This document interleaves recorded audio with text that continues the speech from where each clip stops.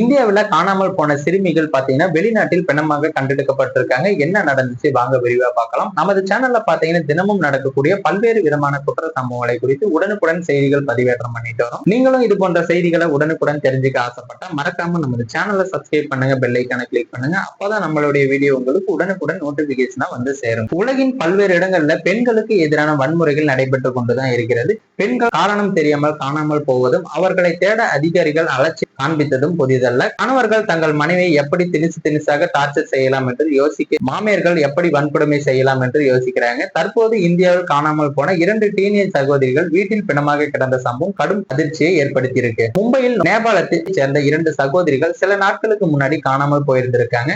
இவர்களின் பெயர் மேனகா கண்டேல் என்றும் சிர்ஜானா என்றும் கூறப்படுகிறது. இதில் மேனகாவிற்கு 16 வயதும் சினிஜாவிற்கு 13 வயதும் ஆகிறது. இவர்களின் குடும்பம் கிட்டத்தட்ட 30 ஆண்டுகளாக இந்தியாவில் தங்கியிருந்திருக்காங்க. இவர்கள் இருவர் நேபாளியில் பக்தாபூர் என்னும் இடத்தில் இருந்த ஒரு வாடகை வீட்டிற்குள் இருந்து பிணமாக கண்டெடுக்கப்பட்டிருக்காங்க. இவர்களின் உடல் கழுத்தில் நைலான் கயிற்றால் சுற்றிய நிலையில் வீட்டில் இருந்த ஒரு இரும்பு கம்பியில் தொங்கிக் கொண்டிருந்ததாகவும் போலீசார் தெரிவிச்சிருக்காங்க. போலீசாரின் கூற்றின்படி இந்த 2 சிறுமிகளும் 15 நாட்களாக தங்கள் மாணவிகள் என வீட்டு உரிமையாளரிடம் சொல்லிட்டு இருந்திருக்காங்க. இவர்களின் உடலை மீட்க பெற்றோர்கள் இந்தியாவில் இருந்து வந்து கொண்டிருப்பதாகவும் போலீசார் தெரிவிச்சிருக்காங்க. தற்போது பிணமாக கண்டெடுக்கப்பட்டுள்ள இந்த 2 சிறுமிகளும் சில நாட்களுக்கு முன்னாடி கம்ப்யூட்டர் கிளாஸ் செல்வதாக கூறிவிட்டு வீட்டை விட்டு கிளம்பியிருக்காங்க. அதன் பிறகு சில மணி நேரம் கழித்து அவர்களின் இளைய மகள் தன் பெற்றோருக்கு ஒரு வாய்ஸ் நோட்டை அனுப்பியிருக்காங்க.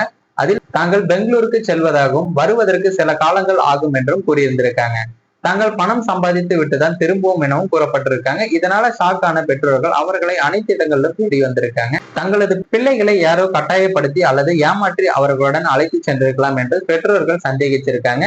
இதையடுத்து பெற்றோருக்கு காத்மாண்டுவில் இருக்கும் ஒரு ஹோட்டல்ல இவர்களின் மகள்கள் வேலை பார்த்து வருவதாக தகவலும் கிடைச்சிருக்கு. ஆனால் வீட்டை விட்டு ஓடி வந்த 2 டீனேஜ் சிறுமிகள் இப்படி வீட்டிற்குள் பிணமாக கிடந்த விஷயம் அதிர்ச்சியை ஏற்படுத்தியிருக்கு. இந்த சிறுமிகள் தற்கொலை செய்து கொண்டாரா அல்லது வேறு ஏதேனும் காரணம் இருக்கக்கூடுமா என்ற நோக்கத்திலும் போலீசார் தற்போது விசாரணை நடத்தி வராங்க. மேலும் இந்த விசாரணை முடிவுல விரிவான தகவல் கிடைக்கும் எனவும் எதிர்பார்க்கப்படுகிறது. மேலும் இது போன்ற வீடியோக்களை உடனுக்குடன் காண மறக்காம நமது சேனலை சப்ஸ்கிரைப் பண்ணுங்க. வீடியோ பயனுள்ளதாக இருந்தால் மற்றவங்களுக்கும் ஷேர் பண்ணுங்க.